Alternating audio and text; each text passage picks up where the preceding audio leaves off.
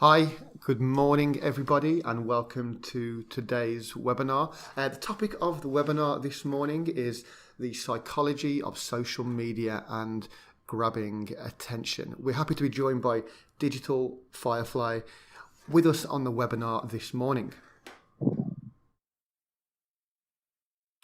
Just a couple of bits of housekeeping before we get started.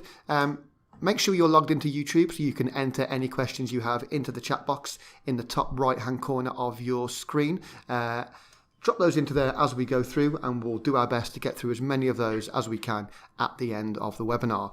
Don't worry if you do have to leave a bit early, because tomorrow morning you'll have a recording of the webinar in your email inbox, so you can rewatch that or share it with any colleagues that couldn't join us this morning. Your presenters today are myself, Stuart Banbury. I'm the Marketing Director here at Orlo. Really happy to be joined by James Armstrong. He's the Managing Director of leading digital marketing agency, Digital Firefly. They're specialists in social media, so really excited to hear some of their experiences and top tips with us this morning. Just for a minute, I'd like to set the scene before I do hand it over to James for the next 30 minutes or so, just to kind of set the scene and have a look at the landscape of which we spend so much of our time in social media world. So, I think we're all very familiar with just how busy and saturated our news feeds are on a daily basis. Just a couple of stats here. There are 500,000 tweets published every minute on social media.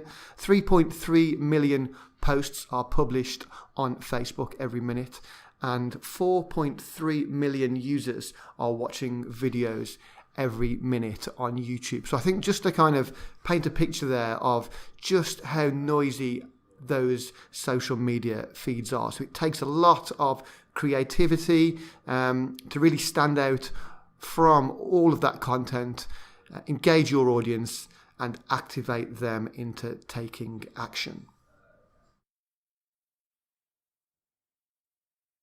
Okay, so anyway, enough about me this morning.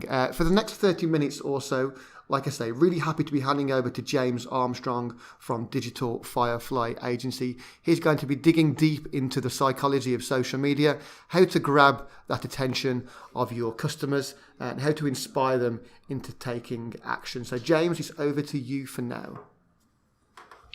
Thank you very much, Stuart. And hello, everyone. Good morning, everyone. And hopefully, we'll get through all of this within half an hour. We've got loads to cover, but hopefully, you'll find it interesting.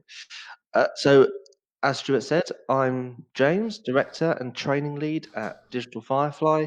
And before that, actually, I worked in public sector, and that's where I got to know Orlo a little bit. I was the Digital Communications Manager for Sussex Police before I started Digital Firefly. And since then, we've worked with so many different types of clients and businesses, from big to small. We're looking at public sector here, education, small businesses and large businesses. So we work with everyone. And kind of the main thing that we do is understand audiences, get to know the customers and followers of our clients, and work out ways to engage them and turn them into a community, really turn them into people who really want to buy and get involved in our clients' products and services. So, a quick overview of what we're going to look at today. Firstly, we'll quickly talk about social media psychology 101. So, why social media is so addictive, basically. We'll then talk about how you can think about building relationships with your audiences. Then look at getting people's attention. What kind of content should you be putting out there to stand out from the crowd? And then finally, we'll have a bit of a Q&A session at the end. So, let's get started. So we all know that we are social and inquisitive creatures. Think smoke signals, cave paintings, all the way through to phones, TV, radio, and the internet. We have to communicate with each other, and we have to learn more about the world. That's just the way we are. The reason for that is that it is built, it's hardwired into our biology. It's built into us. That's where oxytocin and dopamine come in. So let's talk about oxytocin. It lowers stress and increases into feelings of love. It's triggered by hugs, kisses, and yes, tweets as well, and different social media engagements. It plays a massive role in social bonding and it increases trust.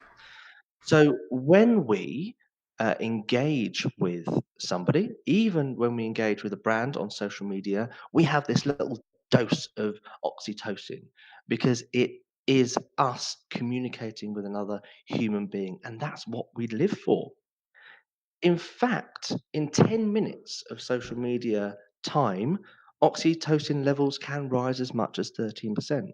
That's a hormonal spike equivalent to some people on their wedding day. I mean, that's incredible. And obviously, that is because we're getting these little doses of communication throughout that 10 minutes of social media time. We are talking to another human, and it's easier than walking outside and talking to somebody face to face. It's a nice, easy way to get your oxytocin dose and start to actually build relationships with people online. And when you mix that with dopamine, which causes us to seek, desire, and search, triggered by unpredictability, small bits of information, and reward cues, you can see how social media has become such a big thing. Because social media is unpredictable. It is these little small bits of information and reward cues that we receive when we're engaging in social media. So think about a like. A like button that triggers oxytocin, but we're searching for those likes because of dopamine. We're constantly searching for those unpredictability, those small bits of information out there. It's why Twitter works so well. It's tiny bits of information. Tweeting or even checking emails may be harder to resist than cigarettes and alcohol, according to some. And and that is because of dopamine and oxytocin. It's such an easy way, social media is such an easy way to get your little oxytocin boost. And it's easy to find these little bits of information. It's easy to get these little reward cues easier than actual contact with a human being. So it's no wonder that social media platforms that reward us for engagement and social connection have become such a big part of our lives. So that's that's why we love social media so much. We love it because it's hardwired into us. We love it because it rewards us with these little cues. And you as businesses can play on this by building relationships, being social with your followers, and encouraging engagement, encouraging people to get involved in conversations. It has you getting involved in conversations and getting your audiences involved in conversations has two great benefits to you. One, you build connections and relationships with them, and their oxytocin levels fly through the roof because they're engaging with you and they love it. And two, all of the social media channels really want you to engage.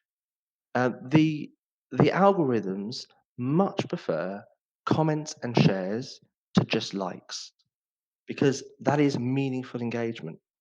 So if you can get people to actually stop, engage, build a relationship with you, your social media is going to do better, and your business connection with your audiences is going to do better.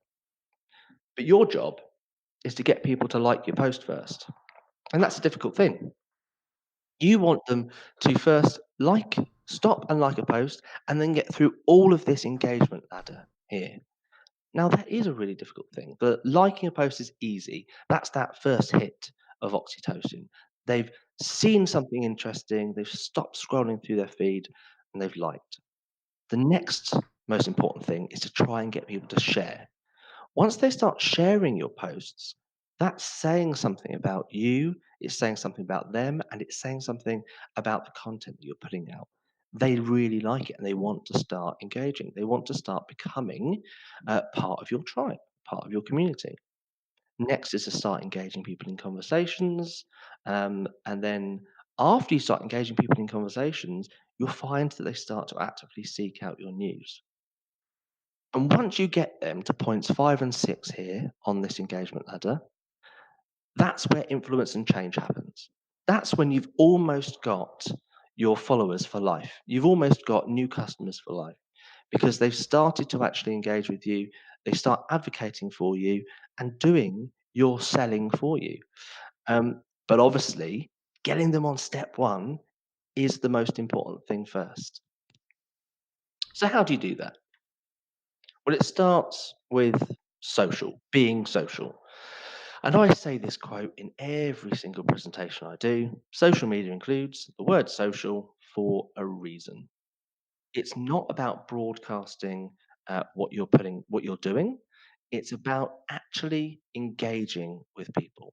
It's old school networking slash marketing with new school tools. Nothing's changed. It's just different tools that we're using to engage with audiences. You wouldn't walk into a networking event, shake someone's hand, and tell them to buy your book, come to your seminar, or whatever. You'd build a relationship with them first. And that's what you need to be doing in social media. You need to have more conversations with people, engage more than you broadcast, and give more than you ask. You can see with Facebook just how important this engagement has become over the last couple of years, with a massive shift towards groups. People are spending much more time in groups, and Facebook are pushing groups a lot more. So if you as a business are not getting involved in groups, you're really missing a trick because that's where the important conversations happen. That's where you can really grow a good relationship with your followers. So 80% of everything you do in social media should be give. Give, give, give. So you're not asking for anything from anyone. This c you've still gotta stay on brand, so don't put out funny cat videos because you know it'll get a like. That doesn't work unless maybe you're a pet store. You wanna set the tone, you want to use images and videos, you want to stay on brand and think about entertainment and infotainment. Entertaining people and bringing them some kind of value. Ultimately, you want to have relationships with them, you want to have conversations with them. So, if at the moment on your social media, most of what you're putting out there, you're asking, you know, click this link or buy my book or come to my seminar, you are doing it wrong. Social media has to be about 80% giving. It has to be about trying to engage people. And those posts that you're putting out to engage people, ultimately, you want them to like, but the next thing you want them to do is share because that is meaningful engagement. So, how do you get them to share? This is a great this is a really good study that was done by the New York Times Consumer Insight Group a few years ago, and it talks about why we share on social media. And you can see there's loads of different reasons that we share. But ultimately, it's about defining ourselves to others and growing and nourishing relationships. So the content you're putting out there has to do those things. You want a follower of yours to see a video, see an image, and go, "Oh, that's really funny. I love that." Or, "I want to tell the world about this, and I want the world to know that I believe in this cause." You're defining yourself to others when you share somebody else's content. So every piece of that give content, 80% of what you're doing, think about why would somebody share this? It has to be about defining themselves to others. So think about how you can create content that does that for people. How can you create content that will help other people grow and nourish their relationships? It could just be entertainment, but it could be information as well. So let's move on to the 20%. This is the stuff that I see businesses doing wrong all the time. Most of what they're putting out is this 20%, um, and they turn it into almost 100%. This is the ask. So only after actually building relationships with your audience, with your giving content, the stuff that engages them, gets them to share, only after you've done that can you ask something of them. That's what this 20% is. And I always say, with an ask, think hook, narrative, call to action. Hook, grab them in with something interesting. Narrative, tell a story. We love stories. We are storytelling creatures.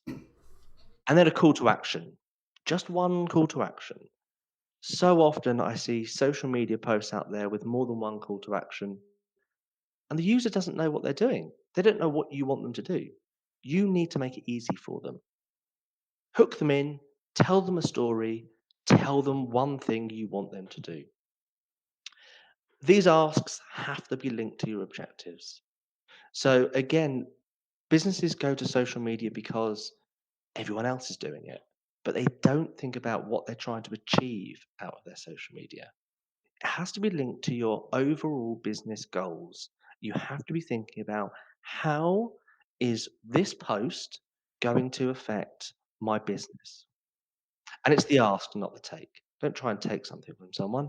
It is about asking them if they want to get involved. Still stay on brand and try to link things with offline actions. It's about engaging people and then, well, engaging people with the story and then um, asking them to do something for you. So we spoke about the first thing you need to do, which is to get people to like. That's the big thing. But you have to get them to stop scrolling through their social media first. And you need to do a couple of things before you start creating content that you hope will make them stop scrolling. One, you have to understand your audience. So you need to create things like personas to really get into the mindset of your customer. So you really understand what kind of content is going to resonate with them. Only by understanding your audience will you ever achieve anything. You need to really understand them before you start creating anything. Next, you need to think about how am I going to stop them. So I'm just gonna play a very quick game with you. Now this is really difficult because in the physical world I can see people's hands go up, but you'll just have to um, hope. Sorry, you'll just have to bear with me on it. You've got 3 seconds. There's going to be a flashing load of images pop up really quickly, and then normally I'd ask you, well, what did you see first? But I can't do that at the moment, but I'll tell you what I think most of you saw first. So you ready?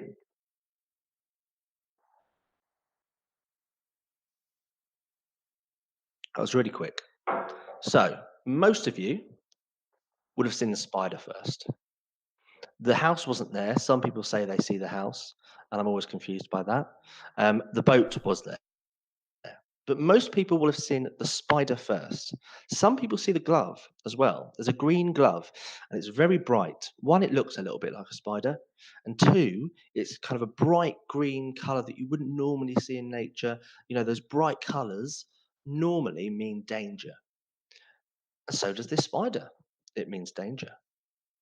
Now, I actually got this nice little game from the former psychologist at Cambridge Analytica, who came and did a bit of a workshop with us, and it was really interesting to see everyone's hands go up when they said they saw the spider. The reason you see the spider first is because our modern skulls have Stone Age brains. We haven't changed a lot in thousands of years, really. Our modern skulls have Stone Age brains. We're still looking for fear. The reason you see the spider first is because it's going to harm you. The reason you'll see the snake first is because it's going to harm you. It's fear. It's it is going to hurt you, so you've got to see it first. So that's one of the first things you need to think about when you're putting together content. Is there Can you use fear, frustration, anger? Things we have to notice to survive, to grab attention. And remember, you can also use joy, happiness, inspiration. Something out of the ordinary. And obviously the bright colours too. Now, fear is really difficult. Obviously, for a lot of businesses, you don't want to scare people. Okay? Here's a campaign from the 90s. So in the early 90s, a number of marketing campaigns aimed to discourage unsafe sex through the fear of getting AIDS were developed in the UK. The campaigns were proven ineffective at the end because teenagers recognized the dangers presented to them, but they refused to identify with them. There was no story. So this is quite a scary image here. If you're scrolling through your social media, this is a strange thing to see in your social media, so you might stop and have a look. But actually, it didn't do an awful lot because it doesn't really tell a story.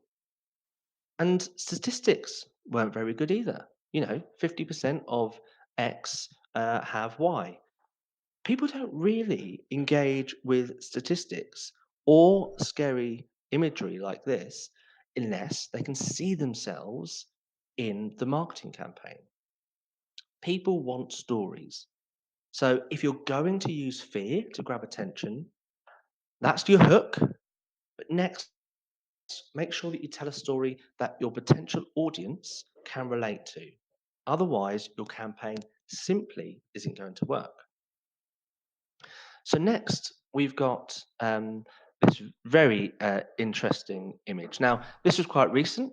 I think this was with Brita in the US, and loads of influencers were asked to take really nice photos on the beach, and then a very clever person put a load of rubbish all over the beach.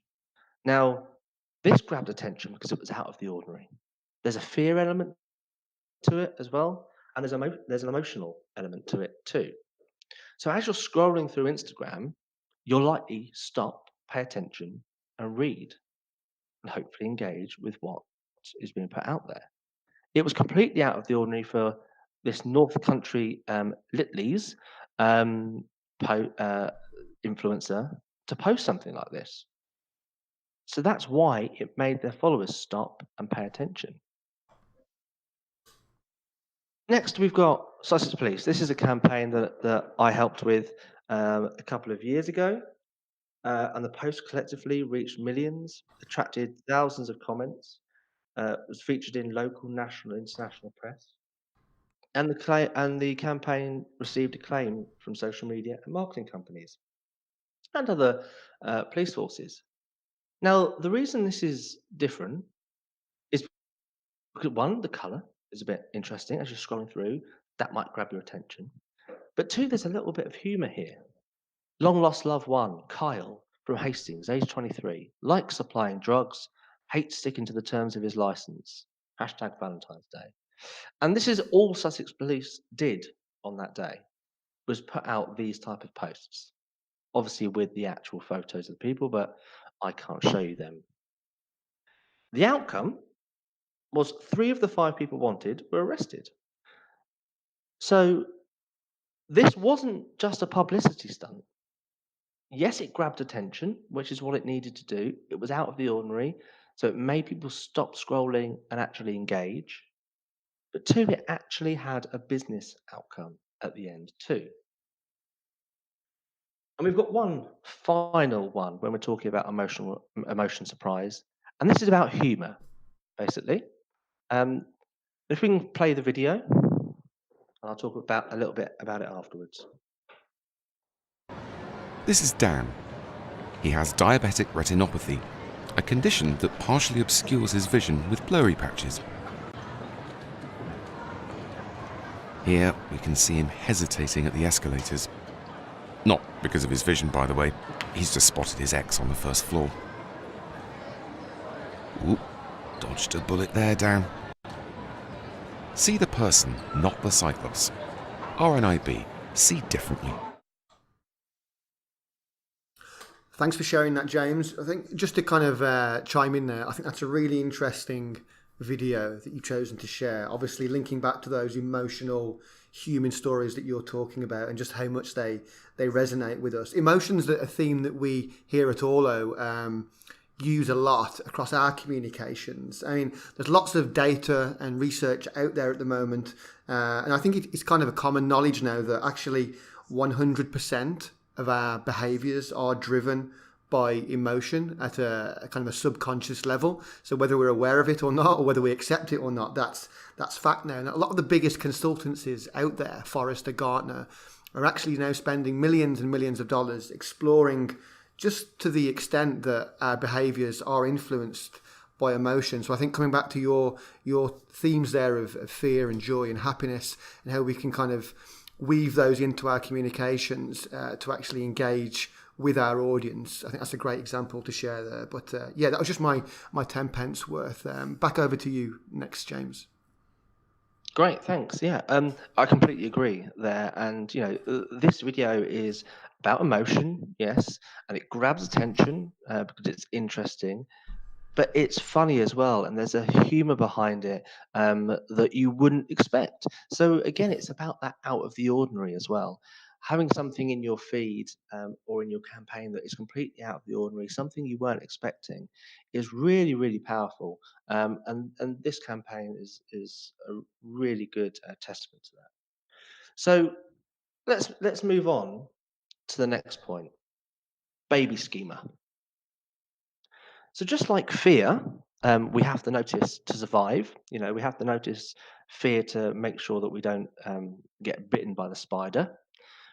With baby schema, this means cute babies, fluffy dogs, cats. Things These are things we have to notice to protect because we feel they're vulnerable. So it's playing into our Stone Age brains that parental protective element. So that's why fluffy dogs and babies work so well on social media, because they will grab attention as we're scrolling through, because we have to notice them, because we have to protect them. Let's have a look at some examples. This is the RSPCA. There's two things about this. One, that bright color of the bandage on this hedgehog is kind of playing into the emotion and surprise element, because you wouldn't expect to see this bright bandage on a hedgehog as you're scrolling through. But two, it's cute and it grabs attention. It's got plenty of likes there. And I don't know the stats, but I would hope that it did make people stop scrolling and actually look under their bonfires, etc. When looking for a hedgehog.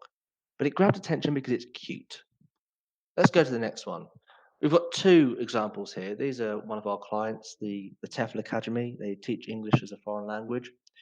You see the first one on the right. It's just a fun post. Me when I hear the word travel. And there's 23 odd thousand likes on that. That made people stop. It was engaging. We know the audience. They're a young audience who would like this kind of meme content. Plus, it's a great picture of a dog. And everyone loves the dog because it's cute and it makes stop scrolling. On the left, we've got one that was a more selling post. But still, it grabbed attention. It's everyone fighting over Black Friday deals while I chill with 60% off my TEFL course. It grabbed attention, but on top of that, it actually sold more courses, which was great. And actually, if you think about Facebook, this me when I hear the word travel post, we were able to retarget all the people that liked that post and serve them with this Black Friday deals post because we know that they'd like it, and it did grab attention. So it's about that cuteness that just stops people scrolling. So let's move on to the next one. Now, I'm sure some of you have seen this video before. So comedian DJ Pryor and his son Kingston were having this conversation on their sofa. And obviously Kingston's a baby and doesn't know what he's saying. But it was hilarious and it was just on Facebook. He didn't expect it to go viral or anything, but it did.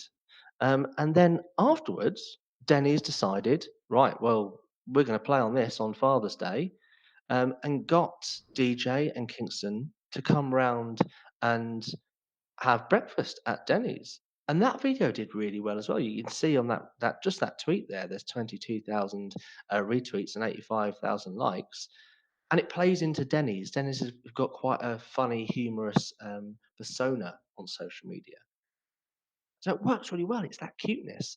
If we can play the video. So, okay. They need to work on that, right? Yes. Okay. Did you understand it though? No. Okay. All right. Huh?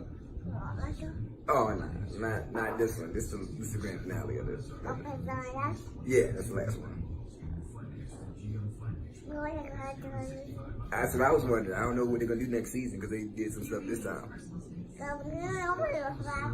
Exactly what I was thinking. Oh yeah. Right. Don't bring that again. You know what I'm saying? Don't do the same stuff. You know what I'm saying? Yeah, I was thinking that. Yeah. Yeah. Like go somewhere else with that, but don't bring it here. You know what I'm saying? Yeah.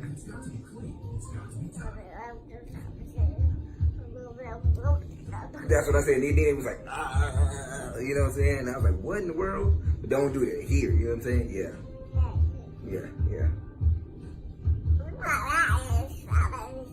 Really?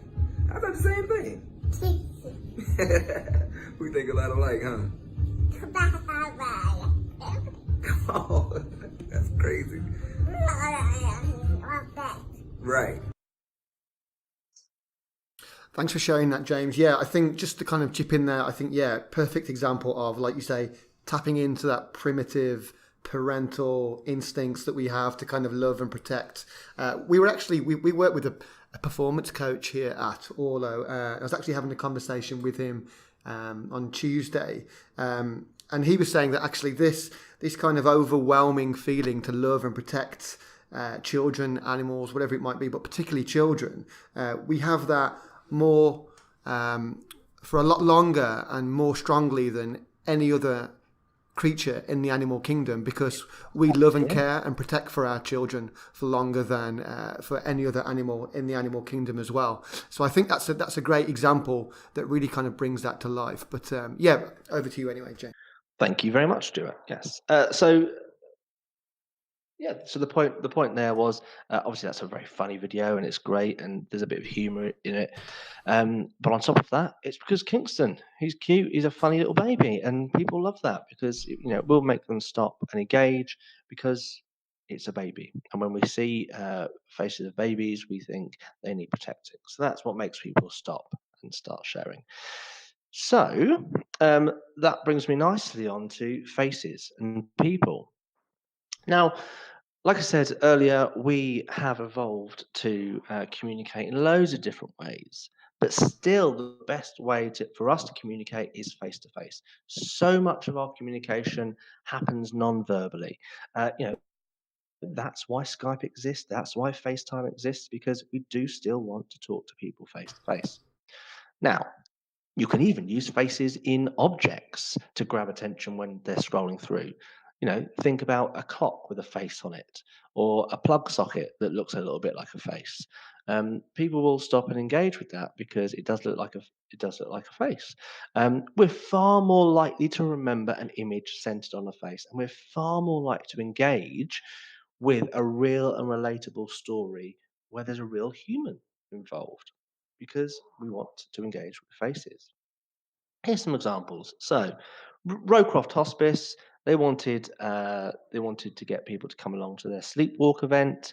This was their best converting ad that they did. It's got some good copy in there, but on top of that, it's a great photo with a bunch of smiling women who have obviously been on the sleepwalk. And it grabbed attention because it's got nice bright colours and it's got people in it, nice faces in it. And we've got loads of people to sign up because of that. So it really does work. Next one. This is a student of the TEFL Academy. They've got thousands of likes for getting their certificate. People absolutely loved this post. It's not the highest amount of likes that any of the posts have got, but it definitely got the most comments. People really wanted to engage with Lindsay's um, celebration, basically, and it was one of the best images to get people to start following the TEFL Academy. But it's the face that grabs the attention. It's the story that makes people want to engage. And finally, this one's got a bit of both the baby schema involved, the cuteness, and also a great story of humans. Now, this is the last video we're going to play. And I will warn you, when I've played it before in bigger crowds, we've had people crying at the end because it's such a great emotive video. If we can play the video, Stuart. Hello. Hello. Give me 5. How old are you? I'm 60, I think.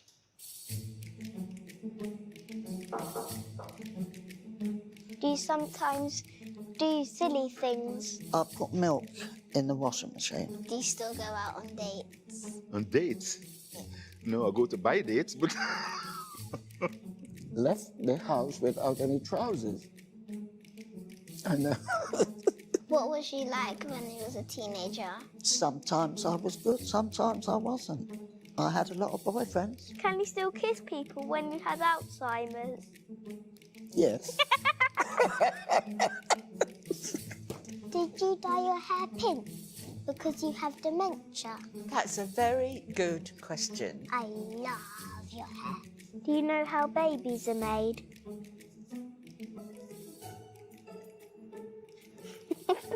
Who looks after you? My wife, Vivian, the boss. Do you ever get lonely? Yes, I do. Very, very lonely. I'm on my own now, so I have to make the best of it. I know that one day I'm going to wake up and not know who anyone is. Do you have any life advice for me? My advice would be, Have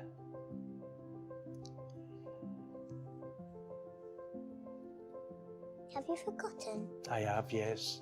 Make sure you tell the people that you love them. Treat every moment as though it's your last.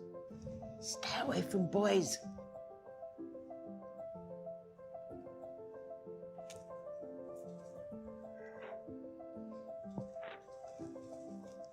it was nice talking to you.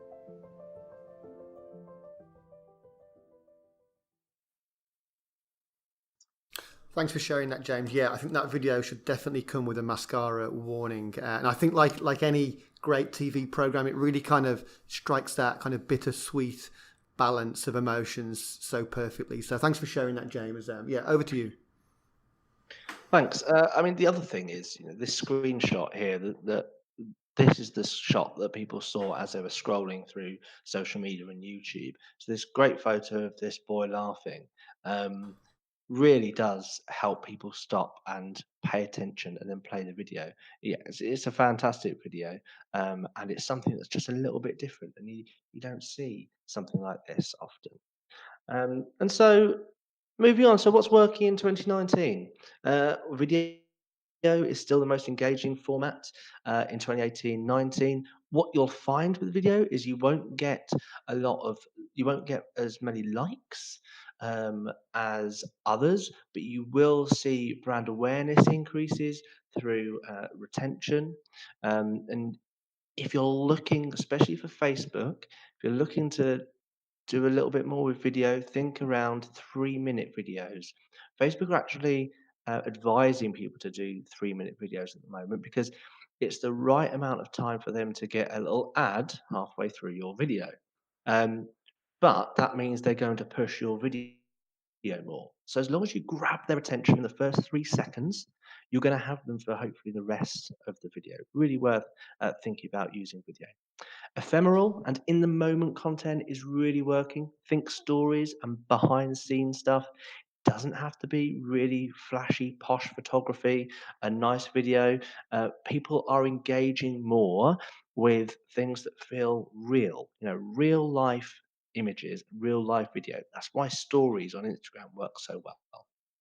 Awareness days and holiday hashtags, obviously continue to use them. World Kindness Day was one of the highest ranking hashtags last year. So think about how you could be jumping on the bandwagon there and engaging if it makes sense for your brand and for your audience. Mobile first, think square and vertical visuals. A square photo or video takes up 70% of a phone screen.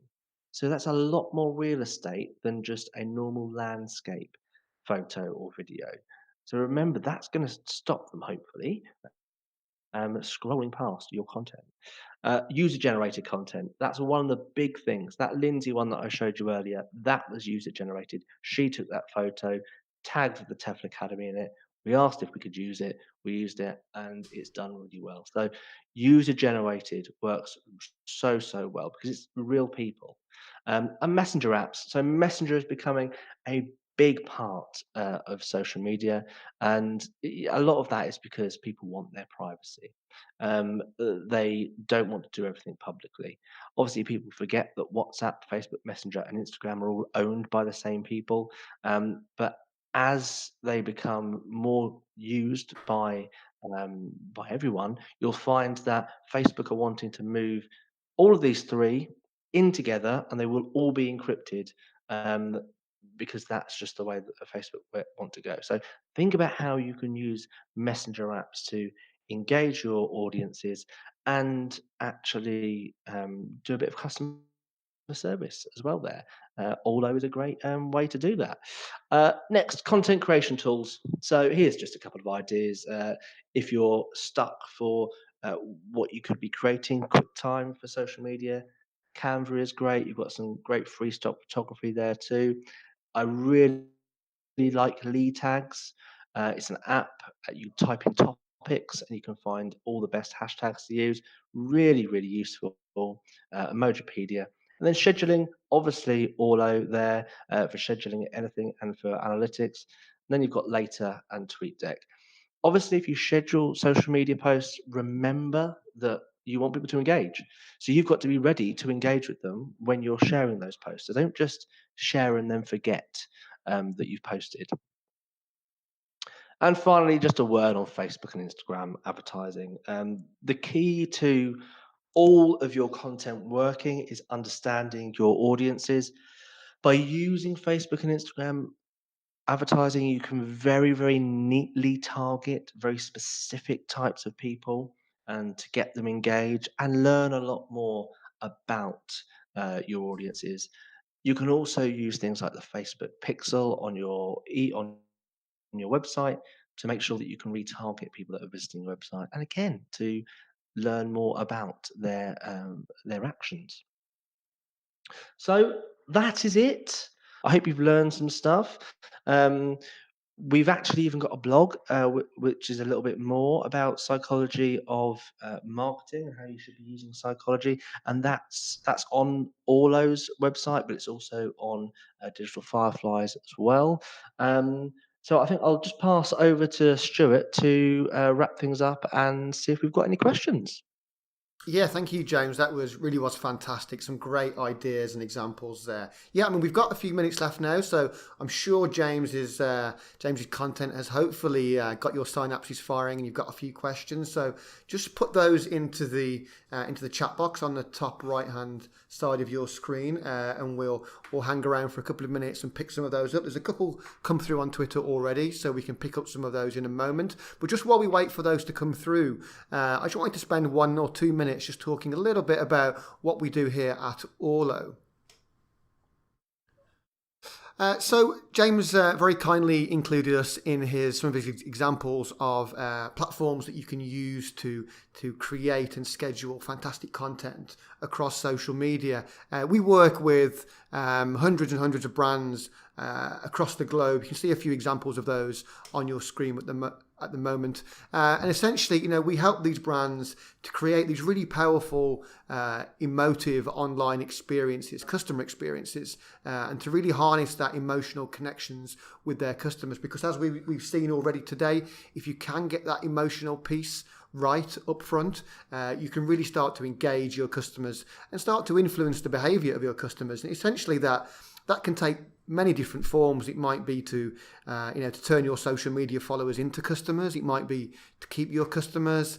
It might be to turn them into public advocates for your brand, or it might just be to encourage them to see digital as a great way to speak to you. But first and foremost, you need to get that kind of emotional experience right up front. And just to kind of dig into a couple of the features that many of our customers use to really carry out some of the strategic operations.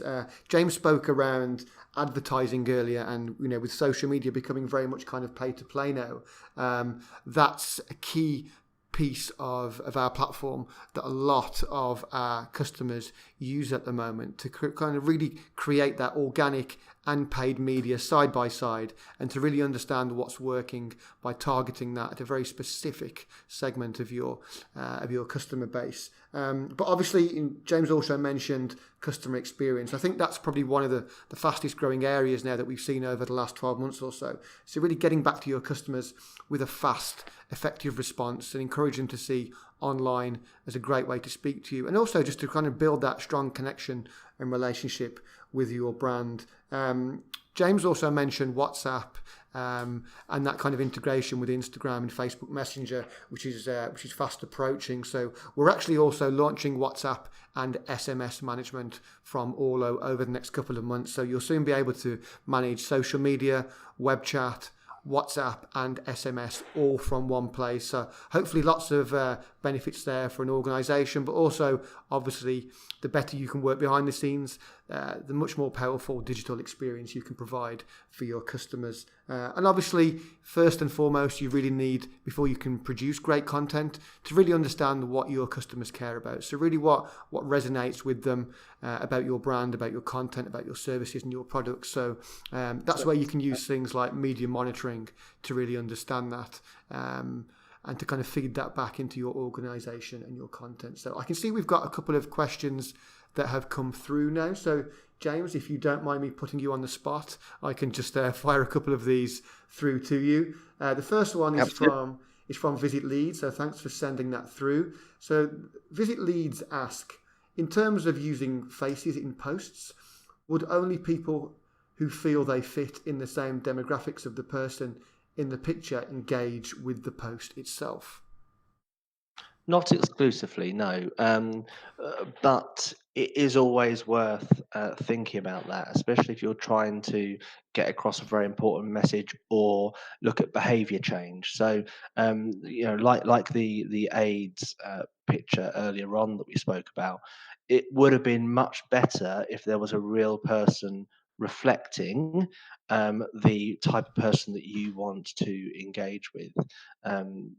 So it's worth testing, and if there's a very specific demographic you're looking for, it's worth trying to use them.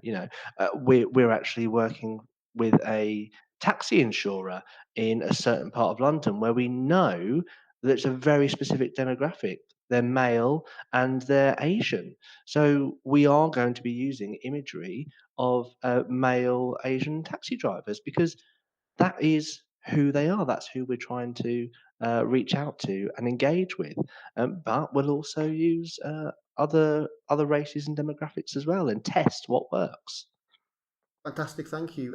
Next question is from Swindon Council, who ask, when creating 3-minute videos for Facebook, I understand that Facebook gives more priority to videos of this length, but if our audience don't want content this long, should we still be creating them?